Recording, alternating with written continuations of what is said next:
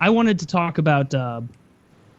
I know Kyle didn't want to talk about this, but and it's not hockey. I should have led in with hockey and then tamped it down to something else so that I could have got it. I linked that. Did you see 10 random objects that were actually made from human skin? That are made of human skin. Yeah, I've seen this list before. It's some terrible stuff.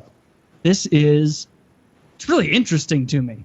Yeah, I have no problem with it though. Like the terrible thing is that many of those items were like people that were like murdered and then you made the skin suit. But just something made of human skin wouldn't bother me at all, especially if it was nice. Like I see that book there. I guess the cover of that book is human skin, like the Necronomicon. I'd like to see what that felt like. Like, is that like the softest calf leather ever? Does it feel like a lady's ass? Like how smooth? What does this feel like? Are there like what does it feel? It doesn't like? feel as nice as like cow leather because cow leather's thicker and over time it probably feels better. Like every time you watch a documentary of like a serial killer's skin lamp, it never looks like it's been preserved well.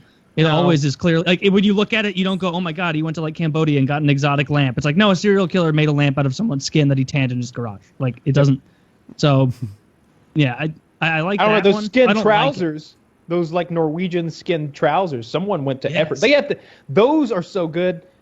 They managed to skin the cock and balls, too, and include those in the pants. So I imagine that you would put your own cock and balls in the skin of the man's who you're wearing. It's like I've got some underwear that has like an elephant trunk for your cock. It's just like that when you put on these human skin trousers. You put your cock and balls in the skin that once housed the other man's cock and balls. Yeah, this is the description of these. And Kyle is 100% right. It's just... imagine your body cut off a little below the belly button and then just skin pants. And they're like footy pajamas because the toes are there too. But then 17th century Icelandic necropants, or nabrok, are the trousers for you. Oh, that's written oddly. In order to make the magic skin pants work, you have to get permission from someone before they die to use their skin as pants. After they die, you dig them up and peel all the skin off of their bottom half without putting any holes or tears into your future money makers.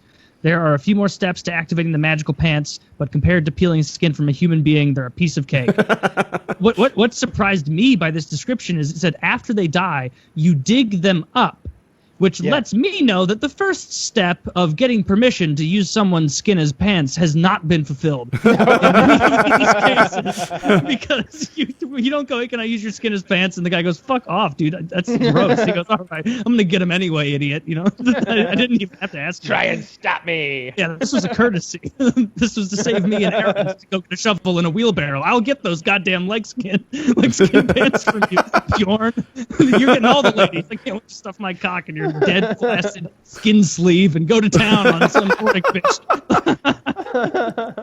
Oh man, skin pants double as a prophylactic. Yeah. Oh man, that's good thinking. It's troubling how realistic that looks. It's like real. Yeah, there's a reason for that. It's all No, but like you know, when you imagine stuff like that, you're like, it probably doesn't actually look like it. Like there's probably been so much age that like there's holes and it's fucked up. Like no, this like it looks like a pair of pants. Yeah, it's a nice pair of pants. I'd wear those out on the town. You'd get a lot of looks. Maybe some high tops. Finish it off with like a retro. Well, I wear 13. He wore an 11, so we're already in trouble. You know, so we're really gonna have to cut those toes. So fucked. Yeah. I would be okay with human skin products. The same way I'd be okay with cannibalism. You know, like people act like eating another person would be like, oh god. Like I always see them in the movies where they're starving, and it's clear that we have to eat the other person, and it's just like this agonizing decision. And they never even go. They often don't go to the effort to make it even taste good, with like some hot sauce packets or something. They're just like, yeah. If you're on a plane, you'd think there'd be all sorts of seasoning and stuff. Peanuts. Yeah. You get a couple Prepare of those dish. Nuts. Have like a little stir fry.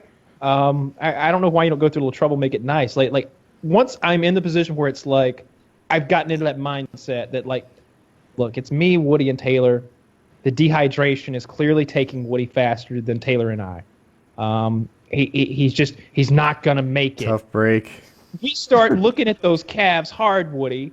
We start looking at them real hard. What is the first thing you eat on me? I would honestly eat this piece right here. See I've this heard muscle? That. Mm-hmm. It looks just like it. Like imagine like a drumstick, like a chicken stick, grab the thumb, and you got it. Like it's just that nice I would chunk hope of muscle right there. that when you ate me, you were hungry enough that wasn't enough. Oh, it won't be. No. If someone eats me, you're gonna go bad snack. quickly. You're gonna go bad quickly. I'm gonna gorge myself on Woody. I'm gonna eat the thumbs. I'm gonna eat like the backs of your calves. You know why in my mind we're not right going bad that butt. quickly? Because the plane went down in Alaska. It's a movie, right? Well, I chose life raft, and we're in the ocean. I'm gonna drink your blood. I am. Wait, this matters. Are we doing life raft or are we doing like island or land? Life raft stresses me out from the start. Let's not do that one. Life raft is hard. Let's We're drinking do Woody's blood. An island. Isn't there a movie where they... that explains the dehydration comment. Isn't there a movie where the airplane went down in Alaska? It was like a soccer team or something? It's called Alive. And I don't believe it was Alaska, but yeah, it goes down like up in some snowy mountains, and it's a true story. And a few of them hike out and get help, and it comes back to them. Spoiler alert! But during their stay there on that like mountain and their plane, yeah, they eat the dead bodies. And people were I would eat judgmental. They Woody's felt like they calves, didn't eat. for sure. They felt like they didn't wait long enough. They're like, oh man, like I totally skipped lunch. It's time to eat some Taylor. I would start eating right away. You don't wait until you start getting weak. Until maybe the cold takes you one night. Like, you want to be strong every single day. I watch those old movies, like by old, I mean when they're depicting swords and shields in the Dark Ages, and they'll be like, eat for your strength, my lord. And you know, nowadays when somebody tells you to eat for your strength, you're like, yeah, I'm going to eat. You know, just chill out. I'll be fine. I'll have a Coke later if I need to. But back then it was like, no, bro, eat for your strength. If you get shaky out there, it's game over. Like, you have a hypoglycemic attack, your blood sugar gets low, we leave you in the ditch like Larry. Remember Larry? He didn't eat breakfast either. Do you see? Old fucking hypoglycemic had to keep Skittles in his pocket. Larry didn't pan out one of those days after he left the Skittles in his pocket in the wash, got all ruined. Did you guys see